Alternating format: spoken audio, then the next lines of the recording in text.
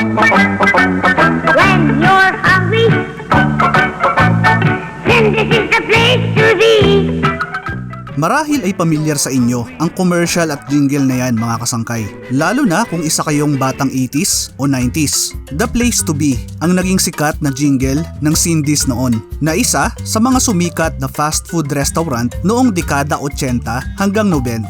Pero marahil ay naitanong nyo na din, gaya ng marami nating mga kasangkay, kung ano nga ba ang nangyari sa dating sikat na fast food restaurant na ito. Yan ang pag-uusapan natin sa video na to mga kasangkay. Aalamin natin kung paano nagsimula ang Cindy's Bakeshop and Restaurant at ano nga ba ang nangyari at bakit nawala ito. Pero bago tayo magsimula ay iniimbitahan kitang mag-subscribe kung bago ka lang sa aking channel at mahilig ka sa mga ganitong content. Paki-click na din ang bell icon para lagi kang updated kapag nag-upload ako ng mga bago kong video.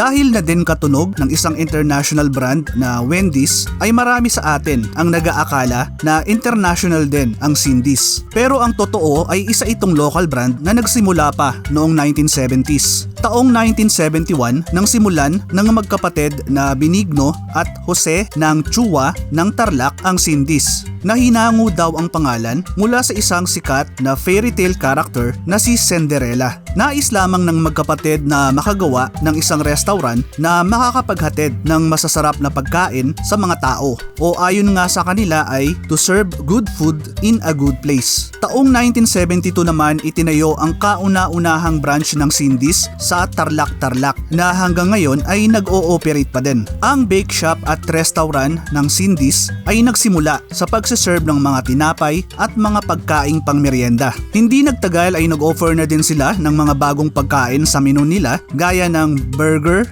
french fries at iba pang express meals. Naging matagumpay ang unang tindahan ng Cindy's na nagbigay daan para makapag-expand pa sila sa ibang lugar sa labas ng Tarlac.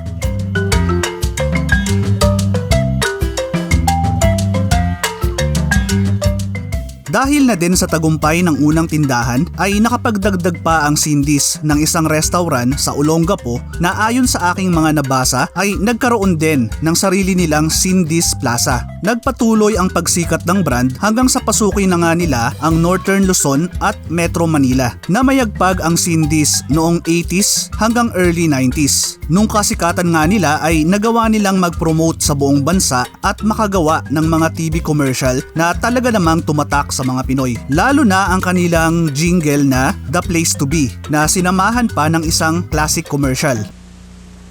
When you're hungry, then this is the place to be. When you're hungry, Then this is the place to be. burgers, french fries, fried chicken. Chicken barbecue, palabra, spaghetti. When you're hungry, Yes, I'm hungry.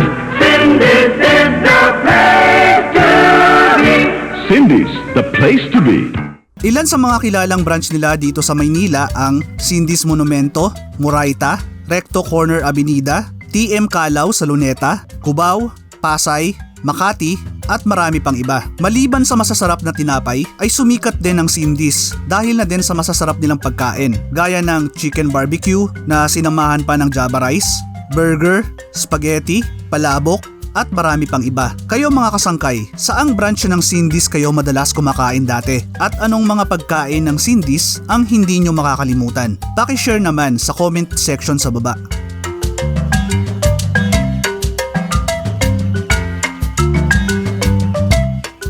Isa na ata sa most requested topic sa channel ko itong Cindy's. Marami ang nagtatanong kung ano na nga ba ang nangyari at bakit nawala na yung mga Cindy's restaurant na kinakainan nila dito sa Manila. Wala akong nakuhang impormasyon kung ano ang totoong dahilan ng pagsasara ng mga Cindy's dito sa Maynila. Pero marami ang nagsasabi na dahil na din siguro sa matinding kompetisyon sa mga fast food restaurant gaya ng Jollibee at McDonald's. Taong 1996 nang binago ng kumpanya ang kanilang konsepto konsepto at nag-focus na lang sa kung saan talaga sila malakas, ang pagiging bakeshop at pangalawa na lang ang pagiging restaurant. Pero hindi gaya ng akala ng iba ay hindi naman talaga nagsara at nawala ang Cindy's. Bagamat halos wala nang makikitang Cindy's dito sa Metro Manila ay buhay na buhay pa din ang mga tindahan nito sa ibang parte ng bansa, lalo na sa Central at Northern Luzon. Nasa kasalukuyan ay mayroong 60 branches. Sa katunayan ay meron silang website at active din sila sa mga social media page nila gaya ng Facebook, Instagram at Twitter. Binago na din nila ang kanilang branding at mula sa tagline na The Place to Be ay ginawa na nila itong Savor Great Moments. At kung namimiss mo naman ang mga pagkain ng Cindy's at ikaw ay taga Metro Manila ay good news pa din mga kasangkay. Dahil nung i-check ko ang kanilang Instagram page ay available na nga ang Cindy's delivery sa Metro Manila. Kaya kung namimiss nyo na ang Cindy's at gusto nyong mag-nostalgia food trip ay isang tawag lang at matitikman mo na uli ang pagkain ng isa sa mga sumikat na fast food ng ating kabataan. Maraming salamat sa muling pagsama hanggang sa dulo ng video natin mga kasangkay. Ano ang masasabi nyo sa kwento ng Cindy's? Bagamat hindi ako madalas nakakakain sa Cindy's nung kabataan ko ay naabutan ko ang kasikatan nito dati. Kayo mga kasangkay, ano ang hindi nyo makakalimutan sa Cindy's? Paki-share naman yung mga kwentong Cindy's ninyo sa comment section sa baba. Paki-click na din yung like button kung nagustuhan nyo yung content na to. Pwede nyo din palang panoorin yung iba pa nating mga content dito sa channel. Ilalagay ko yung end card sa dulo ng video o kaya ay i-click nyo lang yung mga link sa description. Hanggang sa susunod na video mga kasangkay. Thank you for watching.